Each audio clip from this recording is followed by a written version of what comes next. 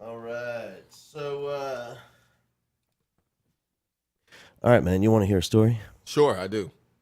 All right, so check it out. We were, I want to say it was a holiday, maybe Easter. I don't know, or maybe it was like one of those made up holidays. I can't remember. But we had the neighbors over for dinner, right? Hmm. And we're sitting around the table talking, and kind of the big event at the time was the neighbors had, I want to say it was like a baby possum or some sort of, maybe it's a baby squirrel or something in their yard, and their dog was trying to get to it. And so we say we get the dog inside, we saved the little possum, and we're talking about that. And then we're eating dinner, and then well, how's it going with the kids? And the kids are at the table and Uh-huh. talking about Yeah. Jones and his thing, and get to Lily and her thing, and we says, and poetry comes up, and the neighbor says, "Oh, so you're into poetry?" And she says, "Well, yeah." And she says, "Oh, well, that's sweet. And maybe sometime, you could write a poem about the little possum or something cute." And Hmm. like, so it's obviously like she doesn't get what we're talking about. Like Right. Yeah. like she wants to later write poems about bunnies or something, right? Right. Right. And so Yeah. she goes, "So do you write poetry?" And then he's like, "Well, yeah." And she This said, is gonna be I know. So I couldn't help it. So I said, "Lily, do you want to do something?" She goes, "Yeah, sure." And she stands up there at the dining room table, and she like blasts, the one where it ends with invisibility. You know what I mean? And she, and she like, and so like she's like 11 or 12 or whatever, and like there's a neighbor like with their eyes open, the mouth Whoa. hanging down, thinking Yeah. thinking they're about to hear something It's gonna about be bunnies. cute Yeah, and and adorable and and kiss rhyme, and shit. right? Yeah. No And here he bueno. is digging down into her soul, Yeah, man. I am not invisible. Yeah. right? And Oh it man. and it was great. And Oh, but I I tell you love it. what, yeah. So here's what I loved about it, because it reminded me. You know what it did? It reminded me of when we met you, because you were Lily's writers in the school teacher. Hmm. Hmm. And then we went, on the final day where you meet, you see all the kids do their thing, and it We was had a great. long talk. I remember Yeah, that. I and remember we that. and Yeah. we and we met you, and we talked about poetry, and you and talking about you being a poet, and we're like, "Oh, that's cool." And then I don't know, was it my wife or maybe Jill Satterwhite, and she said, "Well, can you do something?" And you said, "Sure."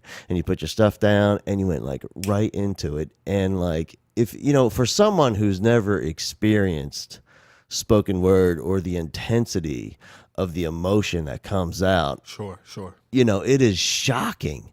So it was so great to sit at the kitchen table and watch my neighbor's Especially from a experience. 12-year, Yeah. 12-year-old, 13-year-old. Right, 12-year-old. It's a lot. It's a lot. Yeah. Yeah, yeah, yeah. So man, it was just a great experience to see somebody feel what I went through when I watched you, because I think you did Superman. Don't save me. Yeah. Yeah, Don't Save Me. Yeah. I call it Superman. No, And, no, but Superman don't save me. right. Yeah. Yeah, Superman, Don't Save Me. That's what you did, and it was like, I've never really.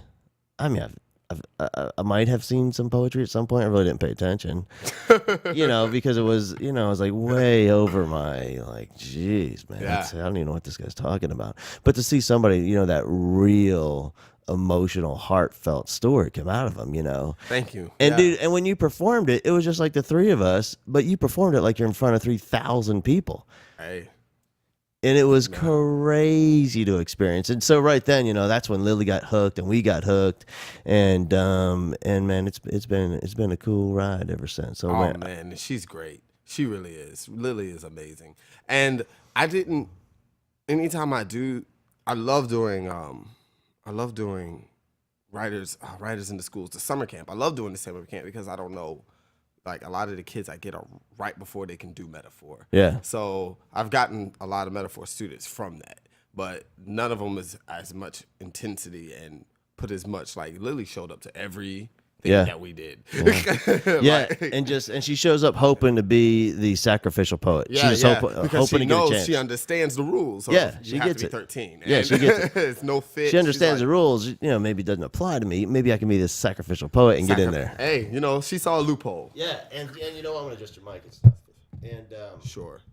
I'll tell you what's really cool. Does it need to come up or anything? No. No, you're good. Okay, but if you great. come a little bit closer, it'd be great. All right, great. And now it's such a huge part of our family in our life, and Oh, that's talking about great. writing and talking. And she writes just some crazy, just amazingly deep stuff that, you know, when I was in school, man, I didn't even know that thing was I didn't know it was possible to dig down because you had, you know, because you get an assignment and you have to write about this, and it's just silly and like, oh my god, you know, I cannot believe. Yeah. So, you know, you're never really asked to open up and bare your soul, you know, like And then for someone to listen, and then for people to react to it, yeah. in a positive or even shocking way. you Yeah, know? yeah. Yeah, man.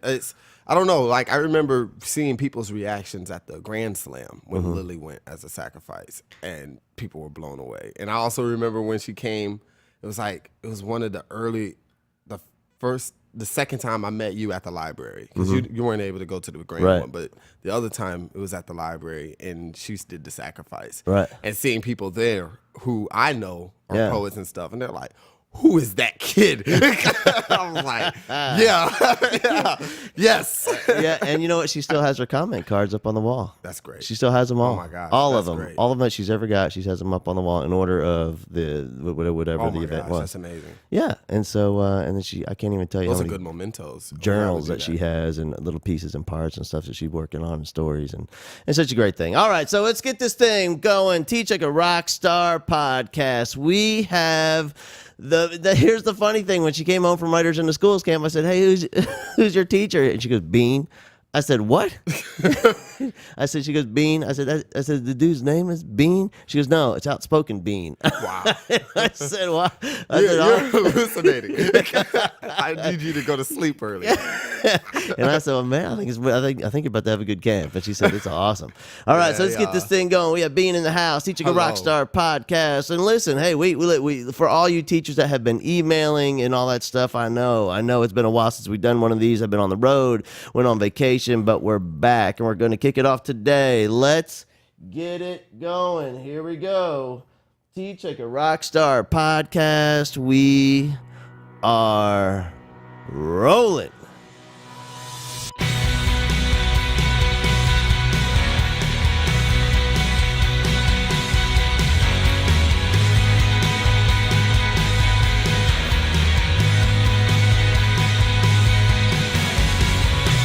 All right, let's do this thing. Outspoken Bean in the house, Emmanuel Lee Bean. And we are going to talk about all things poetry, drama, the spoken word, school teachers, growing up. And, man, I'm so looking forward to this one. Before we get started, let me thank everybody. This summer has been great. I've been on the road. I was on the road for maybe 5 weeks. The last week of July, all the way through August, and all those school districts, those teachers, such amazing events at Fort Bend ISD, Elk City in Oklahoma, Orangefield, all you guys, man. It was such an amazing school year. I appreciate you so much, and thank you so much for all the work you're doing with your kids.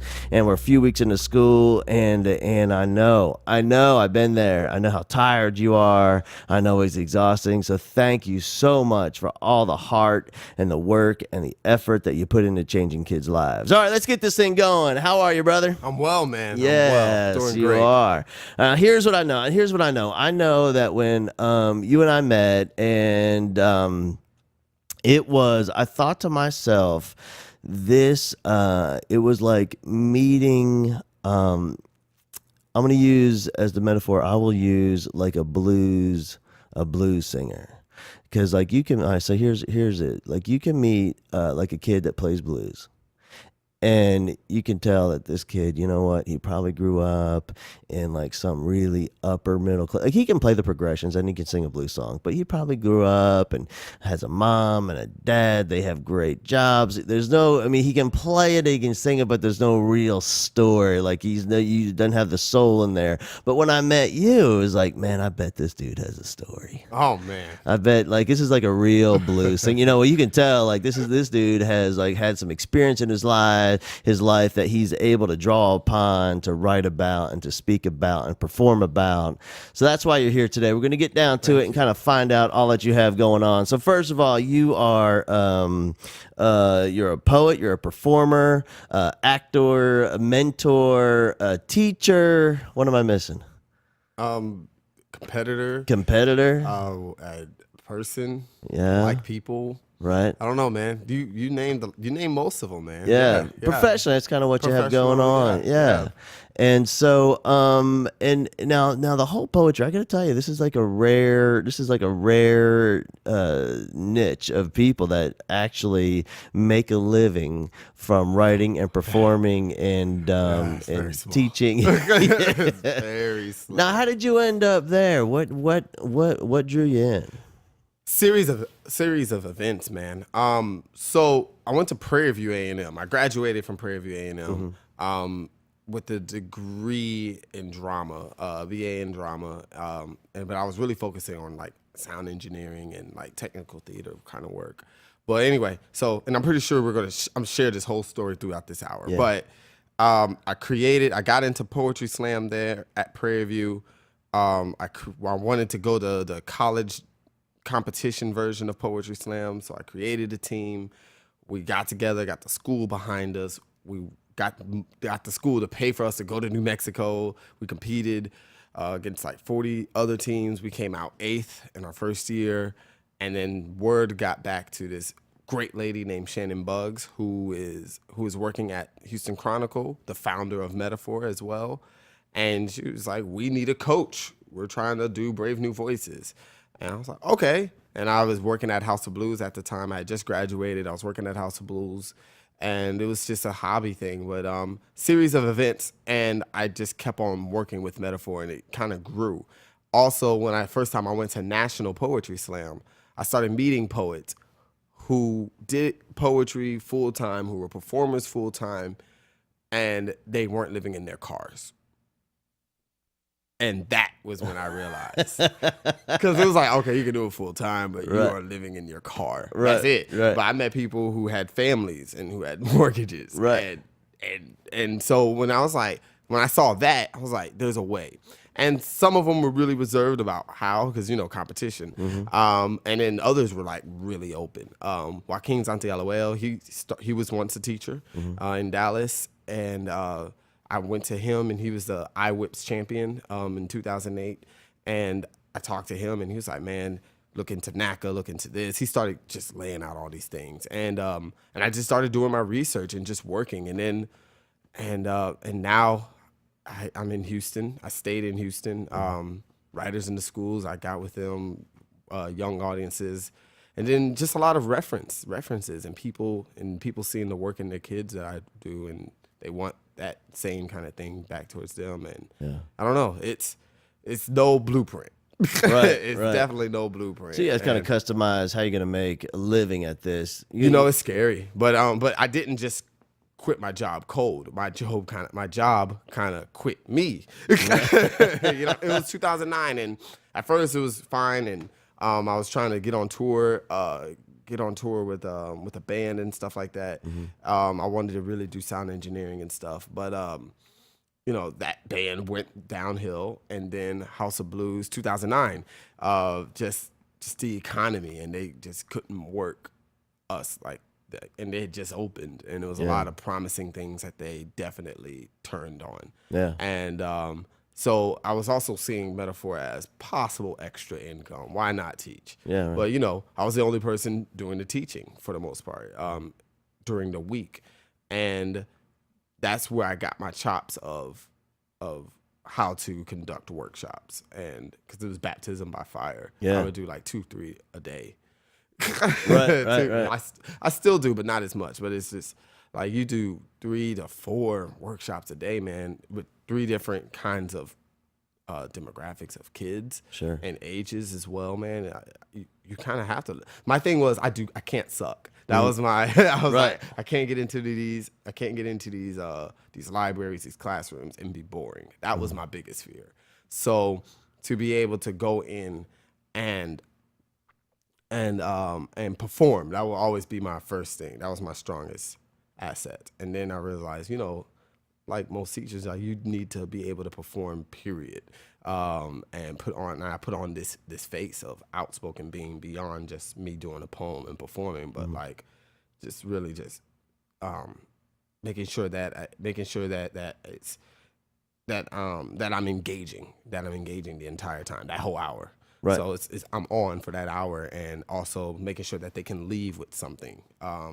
That they preferably something tangible, but they can leave with something, whether it's an idea, whether it's a thought, maybe it's inspiration, maybe it's maybe they fall in love with someone, maybe they fall in love with words, maybe it's like a workshop that they can do, depending on what I'm there teaching or working on with the kids.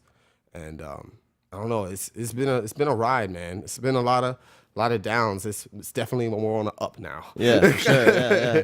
And so here's what I noticed for you. You know, there's a lot of teachers that they have that I've seen thousands that are really engaging and they have that part down and they're entertaining and they do really some really cool creative stuff. But I think what's unique about you in watching the effects of your work, not just with my kid, but with her friends and the other people and other poets that I see and kids that write and that you coach, is that you have this unique ability to help them dig down a little bit deeper into what they really not just think but what they really feel about something and help them express that with words. Yeah, So yeah. how do you think, how does that happen? Like is that something that you knew, like you had a plan for going in, or to just kind of No plan. I think it starts with that I started.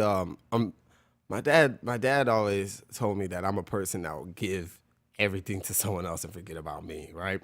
And I think that plays a lot into it, into how I interact with other poets and also young people who are coming into wanting to do poetry slam if they make my team. And when I was at Prairie View and I would do the open mics, and then the open mics turned into a poetry slam team, and then I was the coach because I had the most experience. I had to figure out a way. I had to figure it out for myself as well, as I was also teaching 5 other people. Well, how do we do this? yeah. Like, okay, we got a team. We know the rules for poetry slam. We're about to go against people who compete all the time. Who are, you know what I mean? It was like David in the Lion's Den kind of thing. Like, and you know, one thing I knew is like I'm really big at that time. I was just like, we just have to write as much as possible. And I'm not afraid to ask questions. So people who I knew slammed in Houston, I would just go to them and ask. I would go to my professors, my acting professors, as far as like, all right, here's the ideas that I have as far as performance goes. And I would think about, and then honestly, I would read my not Steinbeck. Oh man, I have the book, but it's different philosophies in acting, and I would just start reading them.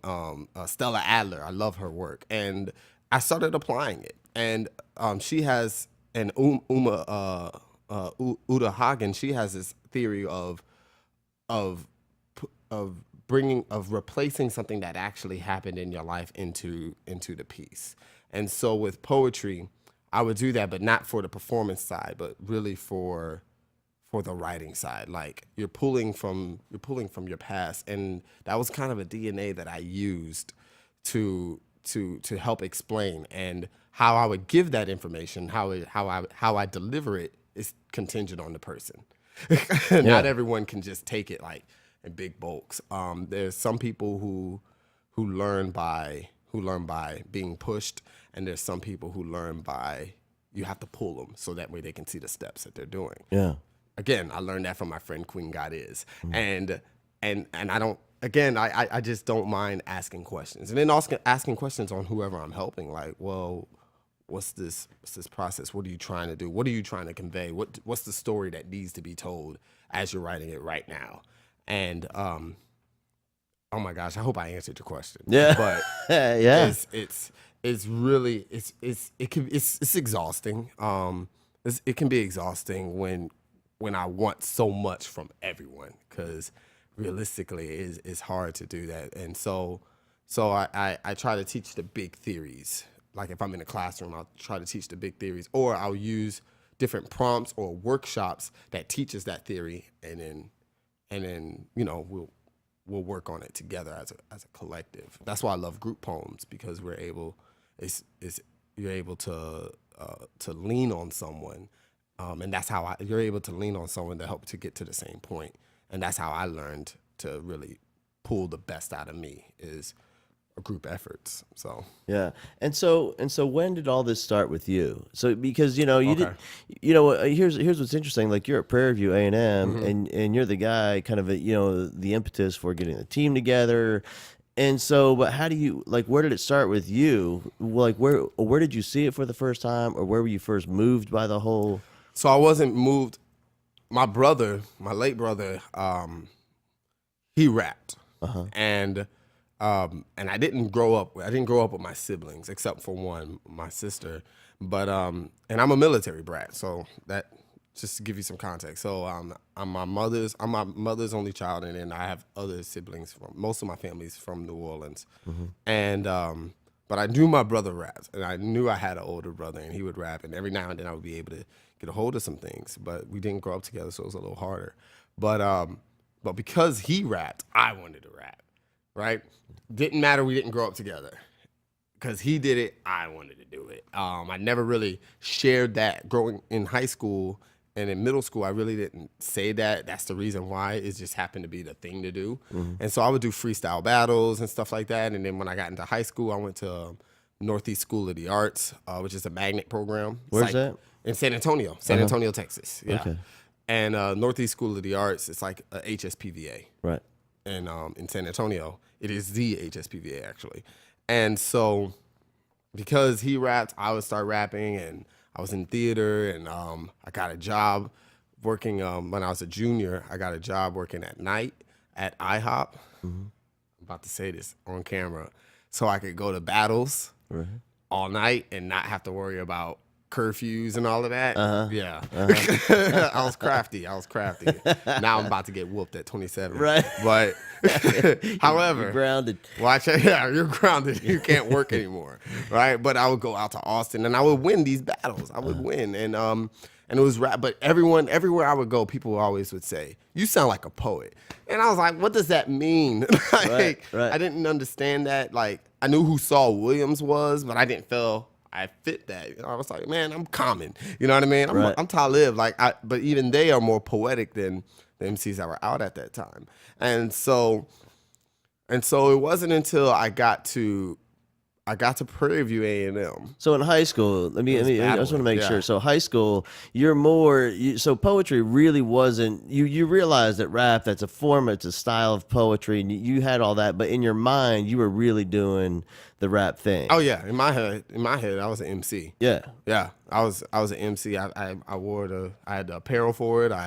The apparel. I went to the Had the uniform. Yeah, the uniform. You know what I mean? Yeah. I had the crew. I had everything. I have everything that you needed to be a successful MC group. Right. You know what I mean? To be a rap group. We had the name, Neoclassic. We had the name, we had everything. Yeah. Neoclassic was the name I came up with, so I made it an LLC, and it's still mine to this day. But, I had a vision of... And how old were you at this time? Oh, man, so I rapped all through high school, but it was when I started really taking it serious, 16, 17. 16. You got an LLC. Yeah. You're all serious. Yeah, you got man, a crew 2003, yeah, man. You're doing it. Yeah, man, and then we graduated. And I had a band too. I had a band that was called Empire. I was the only black guy in the band. And the thing was cool is because we were. Were you rapping? I was rapping. Yeah. What were they doing? So it was 6 of us. We had a guitarist, singer, a bassist, a keyboardist, and a drummer, and then me. Right. But the thing is, So when I came in, we were called Empire, and then when I left, they were the Teeth, a rock band, like heavy metal rock band, right? And so that's how we would sell our show. Right. That's how we're like, you're getting 2 bands for 1. Right. Yeah. It was. And so were you doing rap stuff, or were you doing like Rage Rapping. Against the Machine? Metal? Yeah. It was like Rage Against the Machine, like a funk. but it also had more roots feel to it. I introduced them to the roots, Right. and I was like, this is the kind, and they loved it, and at first, because it was just an experiment for like a talent show, and we liked it so much we just kept doing it. Yeah. And we did a demo. We tried to shop it around. It didn't go nowhere, but 'cause people couldn't get 2 bands for one. They didn't get it. Yeah. They didn't get it. And so your teachers at this time knew what was going on. Oh yeah, they knew. They knew And what I was doing. were they supportive of what you're doing? Yeah, yeah. Well, I went to an art school, Right. and so they were like, you like it, we love it, and they created. NISA created platforms for us to do things. My academic side, because it's HSPVA here in Houston is all its own campus. Right. In San Antonio, NISA is connected to a school. Which one? Robert E. Lee. Oh yeah. And so I graduated from Robert E. Lee / NISA. And Robert E. Lee is, it's not one of the best schools in San Antonio. It was declining at the time. It's actually gotten a lot better, but that's how they got all these magnet schools to bring up the numbers.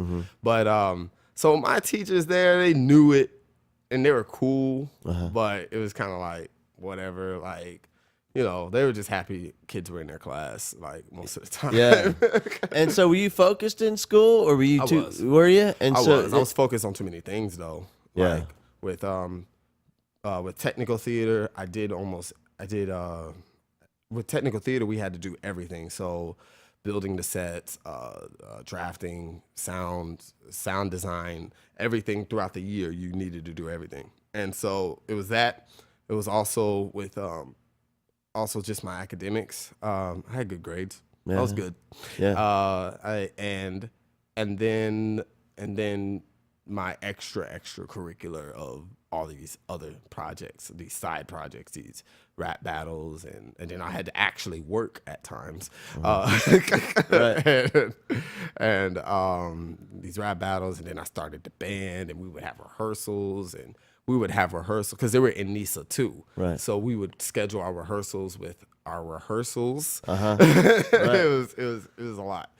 I think about it now, and I was like, that was a lot of stuff I was doing. Yeah. And then also we would get bookings from my hip hop group, like that I was in. We would get bookings too. And so it was, I don't know how I did it, man. But It's amazing what you can accomplish if you don't know any better. if you don't know any better. You know what I All mean? for free, most of it. Right? Yeah, of course it was. Yeah. Yeah, and so what was the story at the house? So your My dad hated it. hated it. Yeah. He was just like, He's a military guy. yeah. My mom is too. And Both so of my parents are in the military. and Yeah. so this is man, But my mom loved it. really? Yeah, but I hid it from them too. Because I figured that neither one of them would. I wish I didn't. I wish I was more open like I am now. But at that time, I was just like, man, they'll hate this. And my dad wants me to be an architect today, still, right now. He's He wants me to be- keeping the dream alive. But Right. But but I feel that with music or comedians or acting and all of that, those you can identify success with those, and there's an actual path. And like even though he was like, why do you want to do that? But it's still a path of, there's Chris Rocks that exist. Yeah, right. You know what I mean? There's a blueprint. Yeah. You can do There's what they Johnny did. Depp that exists. You know what I Right, mean? right. Broadway hires technicians, but in college or after I graduated from college even, and I was like, I'm pretty much taking this poetry full time, serious. He's like, you can't identify where's a Right. poet that makes that's. I know lawyers who are also poets. You know what I mean? I know you can do that and this. You know what I mean? Right. It's not a breadwinner essentially, and so I think that's the hardest thing that people try to grasp. Yeah. And again, like I said, it's like you said actually. The blueprint is you gotta make it up. One thing I was told by Six Still Wagon, he's a mentor of mine. He was like, in this kind of field work, you need to keep producing work. Got to keep producing. Yeah. The moment you stop, you stop. Right. and I took that to heart. I created my one man show, started rewriting on my book, and wanted to shop that around and stuff. But and then Metaphor, I amped that up even more. But that was almost like 8 years later from when I was always producing work under a roof. Yeah. Yeah. So. And so you had these supportive teachers, you have supportive parents, and you chose to go to Prairie View. Well, how come Prairie View? Howard, I didn't want to go to college. So I didn't apply a lot. I wanted to go to Full Sail and do sound engineering. Yeah, it's like a trade school. Right. Yeah. I know about it. Yeah. Okay. Cool. So I wanted to do Full Sail. That's all I had my mind on. And my mom was like, at least 3 schools, like it's at least 3. So I applied to Howard, I applied to UT Dallas, and I applied to Prairie View. And Prairie View I applied too late. It's Howard. I have an auntie in DC, and it's a HBCU. I really wanted to go there because of Different World and the show, The Different World, and I knew they had a great theater program, Right. and they didn't accept me. And I was like, I have a 3.6. Why didn't y'all accept me? I was upset. I was mad. and then UT Dallas, I hadn't heard back from them at this point. And so I was like, well, and then I heard about Prairie View, and even though it's a much smaller theater program, it's stellar. They've won so many competitions, and I like the fact that you're like, at most of these other schools, you're not going to touch a board until you're a junior. Yeah. You're going to touch a board fast here because we're so small. You have to, and I like that. And so I was like, and it's closer to home and stuff like that. So I applied to Prairie View, and then UT Dallas came in, didn't accept me, and then Prairie View did. And so I was like, well, I'll do Prairie View for these 4 years, and then go to Full Sail. And that's what I thought my plan was. Yeah. Everybody has a plan. Everyone has a plan. Plans have plans for you. Oh yeah, they do. Right. And so and you did the drama thing there. You graduated, and then you went to House of Moved to Blues. Houston. Houston. Yeah, moved to Houston. Why Houston? I don't know, man. Cause House of Blues had opened. I didn't graduate on time. I graduated in the summer. I should have graduated in that May. I let poetry consume me so. Please don't do this, people. Like, tell your kids, don't do this. This was a horrible idea. I let poetry consume me so much my senior year while we were trying to get ready for competition.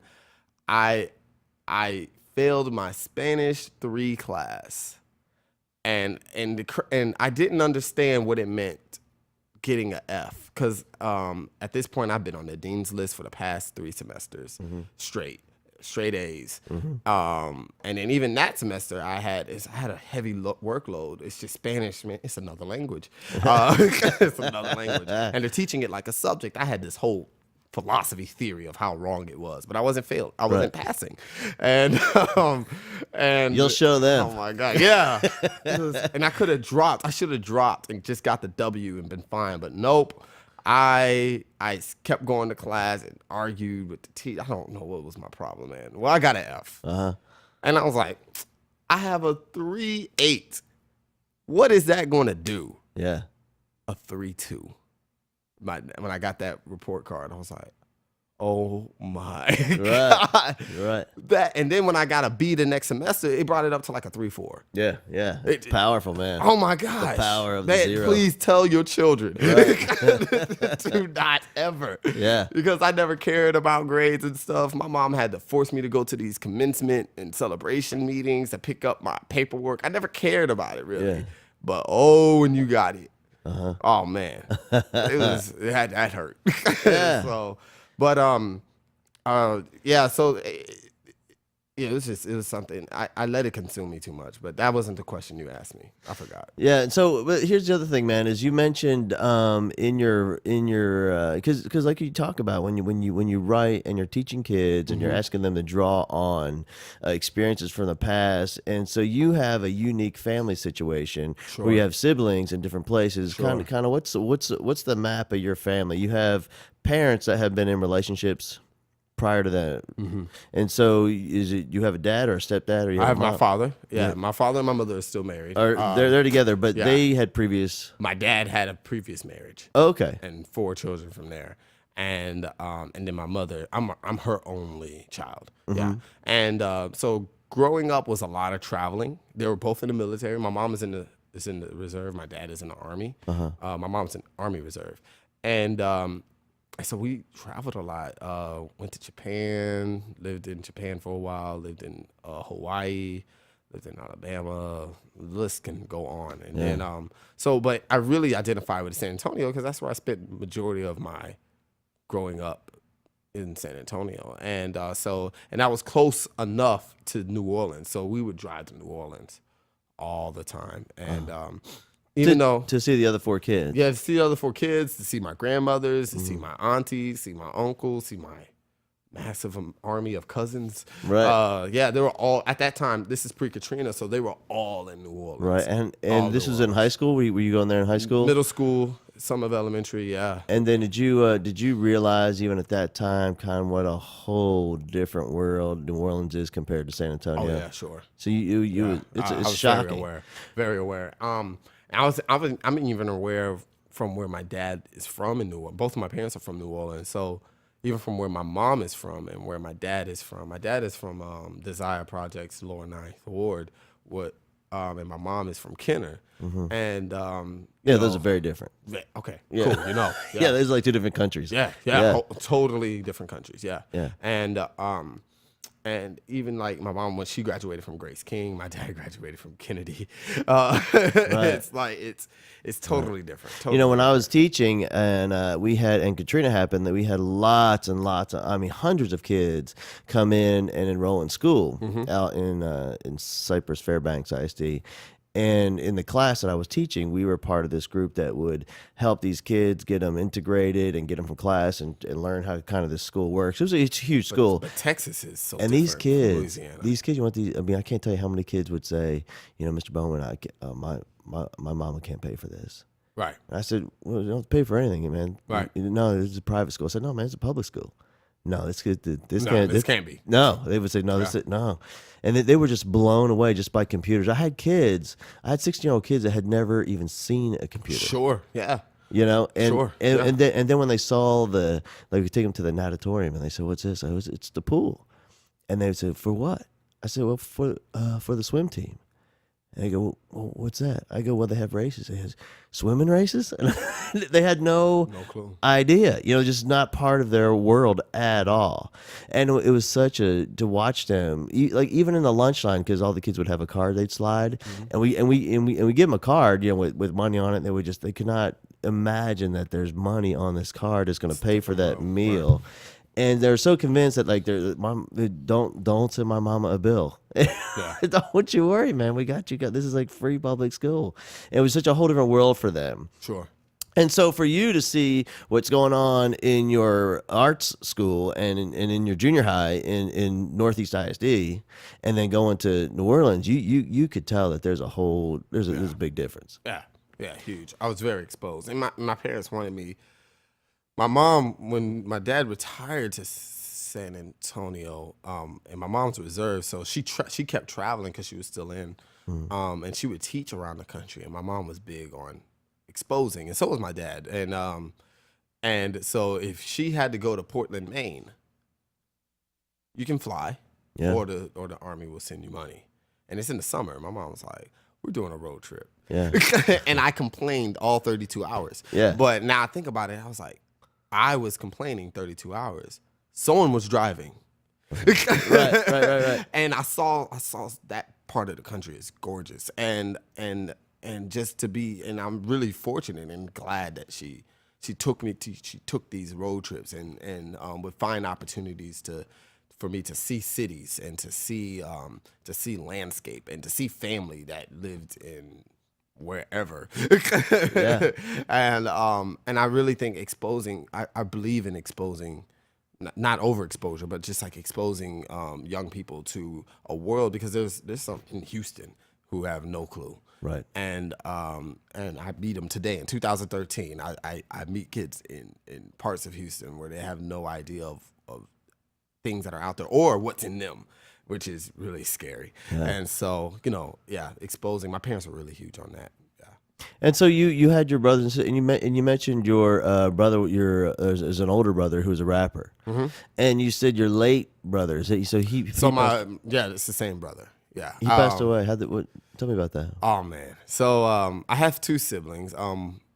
When I was younger and I would travel with my parents because I was younger, the service will send for your children.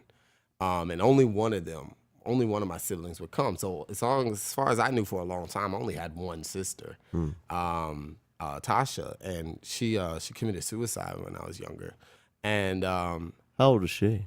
she was like 19. Wow. Yeah, and then of course I got older and I realized I had others, and How old were you when that happened? I was young. I was really young. I was like, I want to say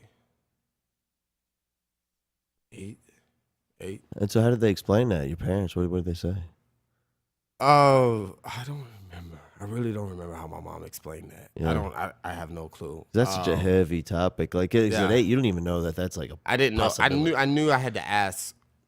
What do you mean? You know. I think she said something along the lines like, she went to heaven or something like that. Mm-hmm. But and I'm inquisitive, so I was like, ow, you know what I mean? Yeah. And so then that's not my first funeral. Not my first funeral. It wasn't my first funeral, but it was the first funeral I went to where that person I knew directly. Yeah. Like I directly understand this person. Is because before it was like my parents, friends and family and stuff like that. And they're my family too, but it was just different. But you're 8, and there's a casket, and and that person used to babysit me. That person used to defend me in fights. This person loved me, and I loved this person back. Yeah, that was the first time that was the first funeral I don't want to say that they didn't matter, but that was the first one. Right. Yeah. And then so unfortunately, gun violence again is what took my brother in Atlanta. And him and I became really close after Katrina. He was still rapping, and he moved from New Orleans to Atlanta. A lot of my family moved to Atlanta. A lot of them. My grandmother, cousins upon cousins, and Prairie View would do this trip where it was the battle of the bands. Our band is really, really, really, really, really good, Marching Storm, and I would go to Atlanta.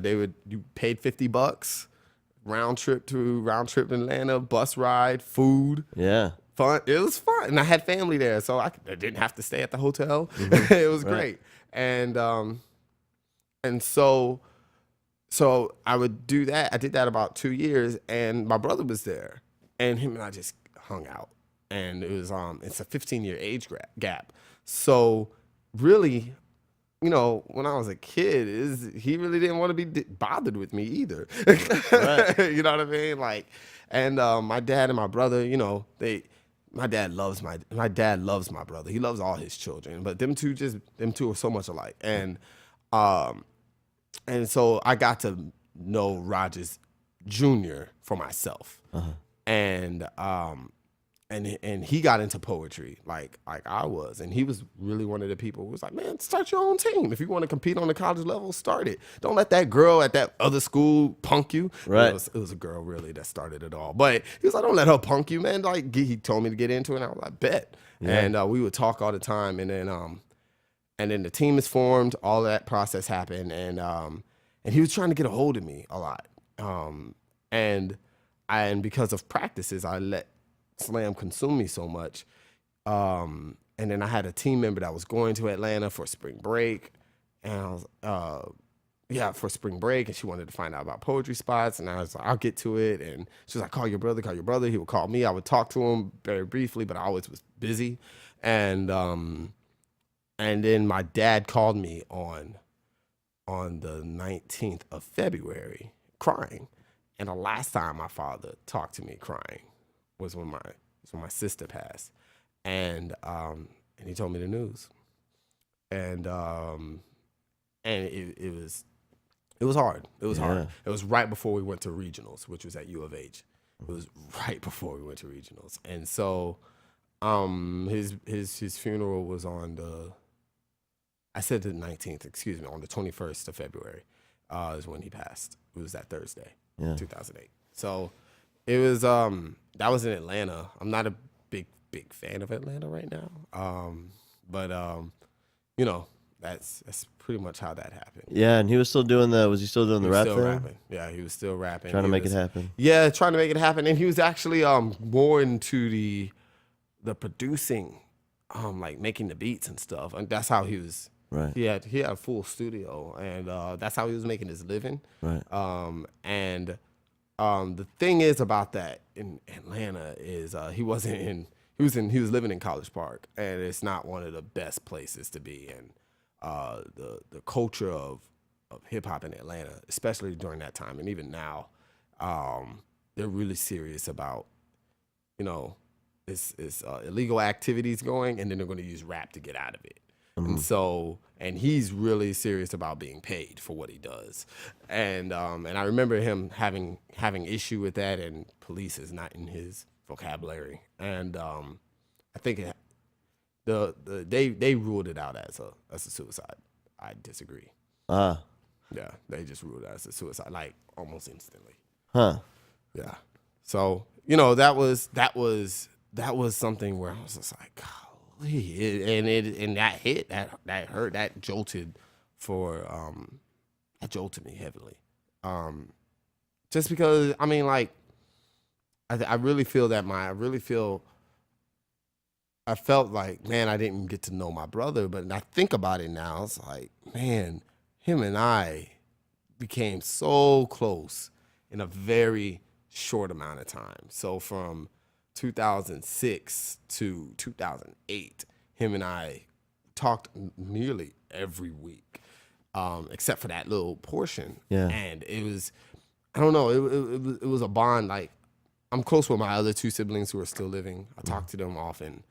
I love them and everything, but him and I, it was different. And it's just like, again, it took me growing up before him and I could talk. Sure. Yeah. So I see a lot of my brother in my work, a lot of influence of him in my work. And like I said, it was because of him why I started rapping in the first place, even though I never really told anyone. Because one, most people wouldn't have believed me in San Antonio. They're like, I've been to your house. You don't have a brother. Right. Right. Like, I do. He lives in New Orleans. Okay. He's really old. You know, he's like a giant. Yeah. Yeah. So, yeah, man. So that's that. And so on his death, what do you think that did for you? Was that, I mean, you know, other than the emotional pain and working through it, do you think that sparked that competitive spirit or even more of a man. drive? Oh yeah. It sparked well the competitive nature because it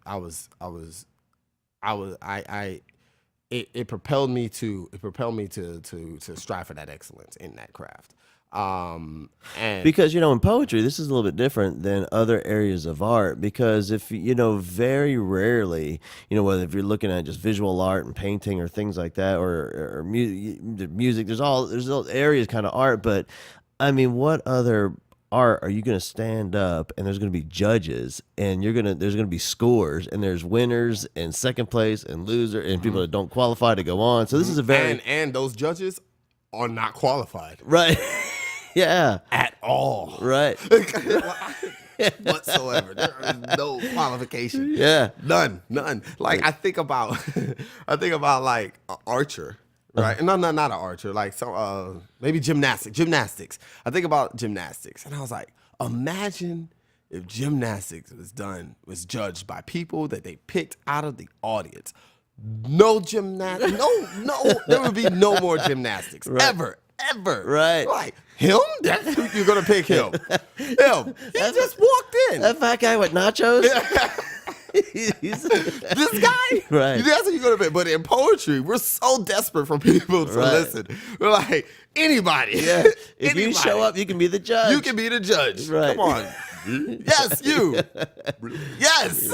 Right. It's crazy. It's unfair. Poetry slam is unfair. Right. And the poets, see, that's how you know if someone's really serious into poetry slam or it's their first, or they're getting into it. You know what I mean? It's by when they lose. It's how you figure it out. Even when they win, but when they win, there's no complaints. It was fair, right? But when you lose and you're like, man, them judges don't know what they talking about. Right.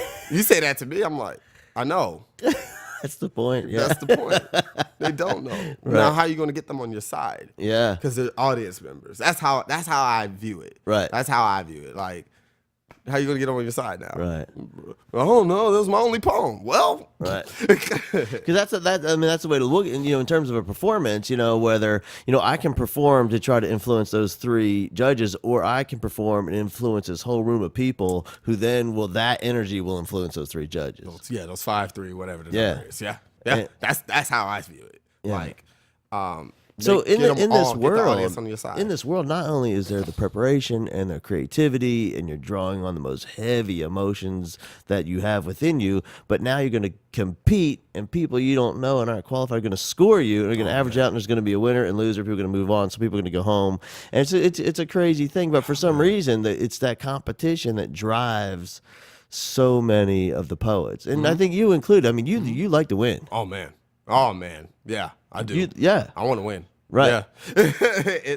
I don't really instill. So with Metaphor, with the youth poetry slam team here, I want to win, but I also want them to walk away. Like at the end of the season, if we win Brave New Voices, I am excited. I'm putting it on my Facebook. I'm putting it in all my other coaches across the country is in their face. However, like I need my kids to listen to these other stories from these kids from around the world. These kids from Leeds and South Africa here. Like South Africa, it's hard to get here. Right. Like just politically. And this, like, meet these people. This is an opportunity where because I'm thinking of myself, like you said, someone who didn't know any better, but I'm like, wow, if I had known about this is amazing. And I'm sounding like someone my age when I was their age, but like, Right. it's just like, listen to these stories, and the workshops that they get there are from world-class poets, not just slam poets, just like world-class writers, and they're getting it for free, and you're traveling for free. Like, it's so much more. To me, poetry slam for the youth level is the winning is great, but I really want them to engage and to take some life lessons, whatever those life lessons may be for that child. You know what I mean? If they become a great poet after this and want to do it for the rest of their lives, I would advise them not to. Right. But if that's what they want to do, great. But I really want them to really take in just the experience and the beauty that poetry can do. On the adults, yes, your comment is very correct. I don't care about your growth, and we need to write this poem. Right. I need it to be perfect, stellar. Let's win. And I think it needs to be different on that aspect. Sure. Yeah, sure. About professionals, Yeah, man. Like professional. Yeah, professionally, and because people see my performance, and I'm not. I don't. Yeah, I want my best performance up. So you have your poetry, and you have your team, and you have your teaching, and tell me about your one-man show. What's up with that? Oh man, yeah. So it's called Converse. It came from my book that is not published. It's written, but it's not published, and it's called Conversations.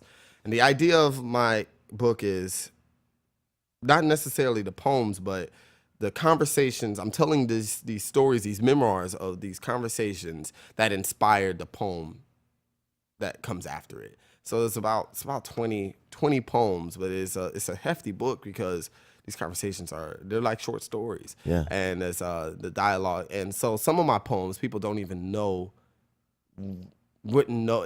They're not linear to a conversation. It's not like he said and she said, you know what I mean? Right. It may just be a poem and you don't know where it came from, but it started from a conversation that may have nothing to do with that poem. So I wanted to share that.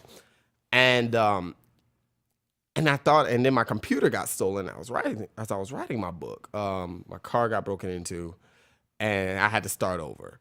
And when I started over, I was like, that would make a good performance piece, like a one-man show. I'm gonna do that. Done. And so I rewrote it as a script. And it's 7 poems, and it's me telling the story that inspired that piece, and the significance of it, and also so it's scripted, and then also there's 5 different people in the audience because I love slam. 5 different people in the audience who are asking me questions, real time. Who are asking me questions, and we're having a dialogue, hence the name Converse. So it's a scripted show with two characters, Outspoken Bean and the audience, and it's I've done it about 13 times. San Antonio, here in Houston, New York State, and I'm going back to New York in November to do it on 42nd Street for this festival called Solo United. I'm really excited about that. Yeah. And that is it's on November 19th, like I said, at 9 p.m. And my goal with that show is for people to walk away wanting to know the person they were sitting next to, because you don't know, like, conversations are so powerful, and I don't think people don't recognize it. They just use it as pure communication, and I think there can be so much healing. There's a lot of people that know that, but just to be reminded. Yeah. Yeah. And so the reviews have been great. Yeah, I've gotten a few reviews. Yeah, man, I've gotten a few reviews. Yeah, I read a on couple. They're great. Yeah, yeah, And yeah. were they always great, or was it rough at the start? If the person didn't write on it and they were a reviewer and they didn't say anything, I think that's the nicest thing they could have did. But it was a rough start on my end. But so I did it. The first time I did it was the Fringe Festival last year in 2012, and the review I got, I didn't get a review, but I got an award for like best showcase for the Fringe. And I was like, oh wow, that's great. And then like the surveys, like people just loved it. But I did it 4 nights, and each night it was about half the people who I knew. Then when I did it in San Antonio, like in November, that's where I got a lot of good reviews, and there's people I didn't know. Some people I knew, but it was like 200 people there. Not everyone. I didn't know everyone. Where'd you do it in San Antonio? At the Carver. And at the Carver Cultural Center. And did your parents show up? Yeah, both of them came. There you are. You're not an architect. My mom has come to every performance of this. Really? Yeah, except the times I did it in March in New York State, out in the Hamptons area. She couldn't make it that one, but she's seen it every time. What was your dad? What was your dad's response? My dad likes the funny parts. He likes the there's a part where I'm talking about this is a poem called Kill, and it's talking about the introspection of a comedian, when a comedian is failing, and he likes that part. He likes that idea, and because there's not I don't think I'm stand-up comedian, but there's funny parts, and I get away with it because people are not expecting comedian. Right. They're expecting a poet.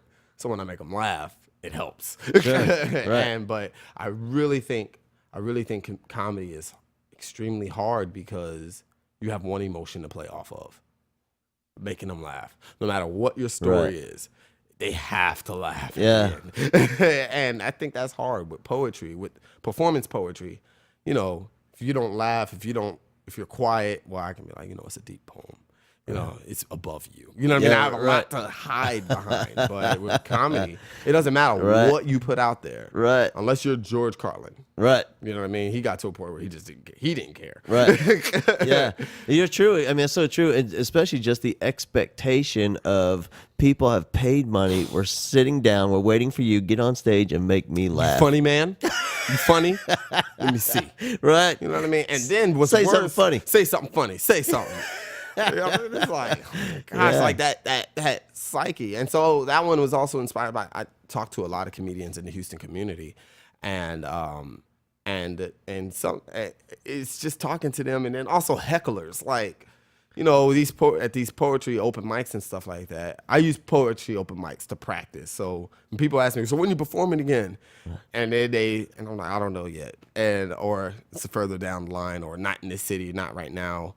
And then they may see me at a poetry open mic because I'm there practicing. They're like, you didn't tell me. I was like, I'm not being paid for this. Right. I'm practicing. You know what I mean? Like, I'm not going to put at whatever. I don't want to say no names. But, like, I'm not going to tell you. Like, you may see me. But like, it's just talking to them at these different open mics and stuff. And then you get a heckler at poetry open mics. They're like, respect the mic, respect the crowd, don't heckle. Right. Comedy, they don't really do that. Nuh-uh. They don't. No, they're the drink and laugh. Yeah. They're like, the host will be like, oh man, you should have handled that better. You're like, like, whew, if you made them laugh, they wouldn't heckle. You know what I mean? Like, oh man, I I would be livid if someone did Could that. you imagine? Right? Oh, I couldn't do it. Can't do it. No. Can't. That's great. Yeah, man. You know, comedians are great. They're geniuses, especially when they know if they have a niche or they figure out their niche. I love seeing a comedian that's not doing too well, and then they turn the audience on their side. And They figure it out. Yeah, they figure it out. And because the audience, they're not really forgiving on you, and you only have like what 6-7 minutes, and if you can get them laughing, that's I haven't seen it often. Powerful, man. Yeah, I've seen it once or there's twice. really nothing better than watching an amazing comedian who owns that stage, man, and can shift the vibe of the room within seconds, and then be able to do all the callbacks and the timing and bring it back around at the end for the big end. It's just powerful stuff. It really is, and he's the person I'm thinking about is here in Houston. I saw him do it. The audience was not on his side, and by the end of it, they were crying from laughter. And I was just like, how did he do that? Yeah. How did he do that? Like with me, how I would do it is it's in the poems. Right. it's like change poem. You know what I mean? Or talk for a little bit, change poem. But you know, again, they only have comedy to rely on, and he's a genius, man. Yeah. So What's your favorite thing? You know, you got all this stuff going on. If you had to pick, I love movies. Wait. Favorite thing to do. You know, you're doing poetry, you're teaching, you have your team, you're coaching, you're mentoring, you're writing, your one man Broadway showing, all that stuff. What of all those? What things? do I like to do to relax, or all of those things? I love to perform. Yeah, that's your favorite thing. I love to perform. Yeah, and all of those encompass that.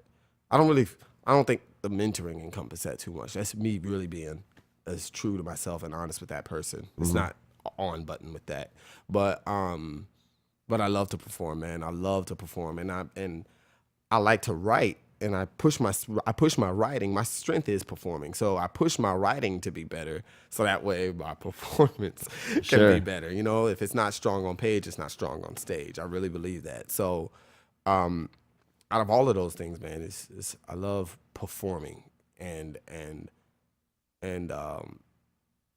whether it's slam. Or just regular open mics and things, or my one man show, or hosting, or any of those. I like gift the gab. I really love enjoying being in front of people. Like I'm more nervous right now, 1-on-1. Right. Yeah. Me too. You know what I'm saying? Than I am. Yeah. With hundreds of people. Same thing for me. Like when I go to schools, that might be a small dish, really small, and maybe they have 15 teachers. Oh wow. They might, let me tell you something, they might ask a question or something, but when you when you have 250, or if I do a district and there's 1,000 or something, I would much prefer that. Man, no face. Yeah, just lights and stage, and No you can flip it and turn the switch and flip man, it. you can literally look at someone's hairpiece, and it looks like you're looking at 15 people in the eyes. Yeah, you touch right. them. Yeah, When it's 10 people, you have to really look in their eyes. You're not looking at me. Right. Yeah, exactly. You're looking at my shirt. Right. Like, no, I am. Yeah. Exactly. You're right. And I found for me in my performance, it's there's the fewer the people, it's harder for me to get lost in the moment and get out of my head and just be in that space of where you reach that point of flow and creativity and resources. The moment happens, it's very difficult to do. The fewer the people, with the bigger the room, the bigger the people, it's easier because you don't have time to think about it. You have no time whatsoever. It's just, for me, it's easier to get lost in the moment, and before you know it, the thing's over. It's and sometimes you're so in the moment, I can't even remember. Like, what happened over the last 6 hours? I have no idea what just happened. It's over. Yeah, right. It's like I missed it because it was just I was so engaged and lost in that moment. I think it probably happens for you too. Yeah. Where you get to the end of the performance, you're like, man, I'm not sure if I can. Man. But I still get nervous every time. People ask me, "Do you get nervous?" Yeah, I get nervous every time, no matter the performance. I still get nervous, and I'm glad. Keeps me level. It keeps me in check. I feel. I'm glad that I get nervous. I never want to be at a point where it's just like, all right, I'm good. Right. No, I think that's arrogant, and I don't know. I just for me, I really enjoy overcoming those nerves, and I want to please the audience. No audience is the same, Yeah. so I want to be able to please this audience, and I think for me that's why I'm nervous. Yeah. Yeah. Have you ever like completely and totally bombed? Have you ever felt that? Oh man. Have you? Oh yeah, man. Yeah. Several times. That's why I go to open mics. That's why I go to open mics. To bomb in front of fewer people? Prom in front of people who didn't know who I was, didn't matter. You know what I'm saying? But people still are like, man, you're great. You know what I mean? Like, Right. but I have to practice somewhere. And the way I practice is not in the mirror until it's flawless. I have to get in front of eyes. Yeah. I have to. I must get in front of eyes. If I don't get in front of eyes, man, then I will mess up in front of the hundreds Right. when someone paid me to be there, Yeah. or I'm in the middle of a big competition. That's not when I want to mess up. I want to mess up when people are drinking and not paying attention, and I win them over or whatever. Like, Yeah. or I'm performing in front of a room full of poets who are all into their own work anyway. Like I'd rather mess up there, right there, than even in front of classrooms. I don't like. Yeah. Nah, man. No Yeah. way.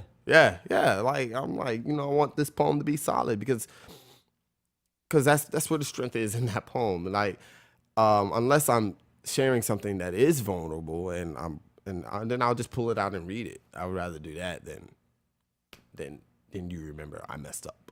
Yeah. I was trying to recall. I hate that. Yeah. Yeah. I get it. Yeah, when have you always been that way in terms of performing? Like when you're in elementary school, middle school? And Yeah, man. My mom used to throw me up. Yeah. Yeah. She used to just throw me up there.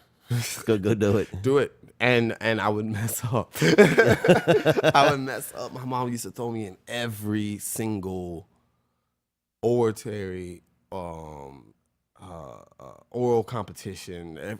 Man, when I was younger, as I got older, not so much. I tried to play like I was shy, but I really wasn't.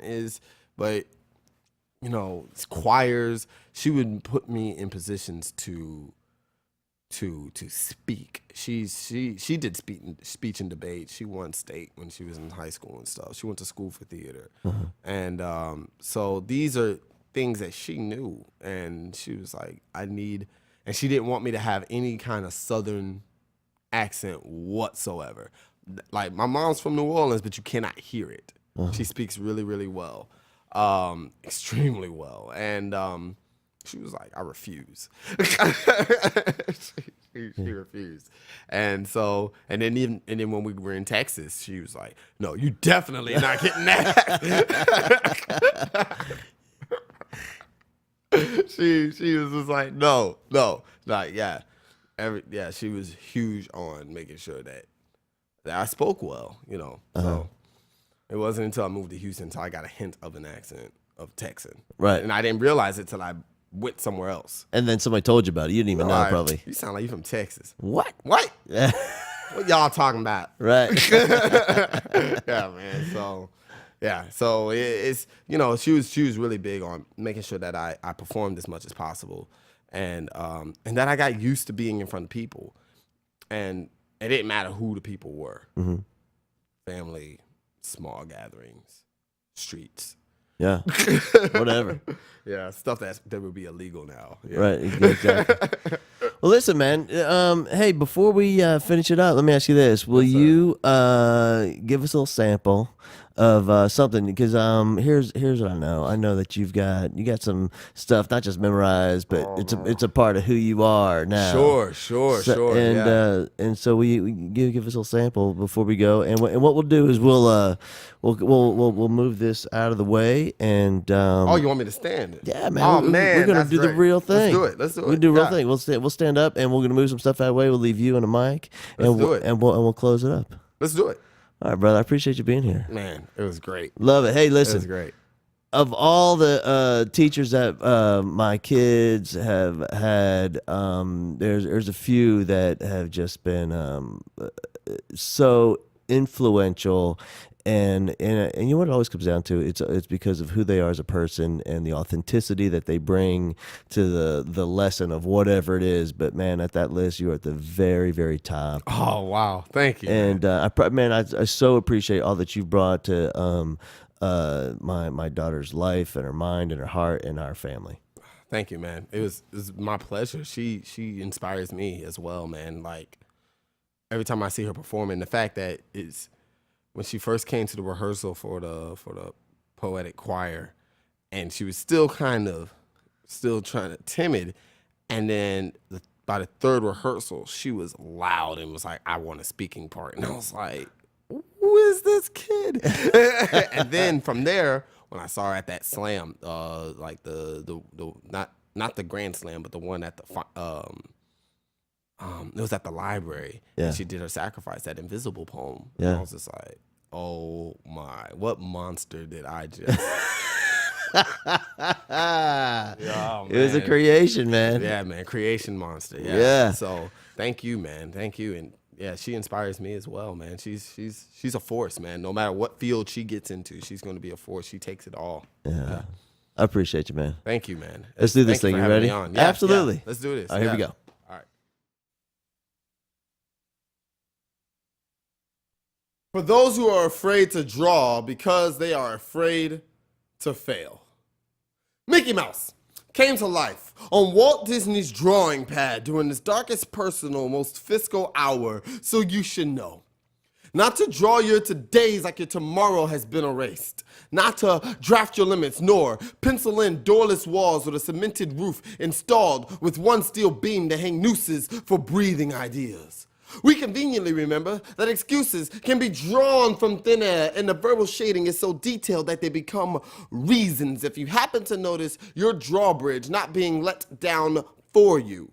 Well then, princess, design your own. You blueprint of a human. Draw something before straight line graph jackets begin to confine your scribble in an attempt to withdraw the dance in your doodle. But there are times when a good shake is in order. When confronted with what's been etched on you, is the best time for you to start from sketch. There is a world of blank pads and disappointments waiting on you to make your first mark. But nothing will happen if you don't draw something.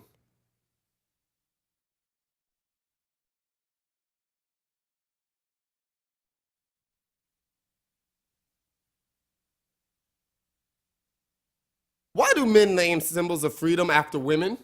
Like Statue of Liberty, Lady Justice, the Liberty Bell, which I see as a dress with a slit in its hem. No, it wasn't dropped. She reverbed so hard that she cracked her own liberation. Man knows that there's power that rings within women. That's why they try to concrete conceal them to be silent and immortal.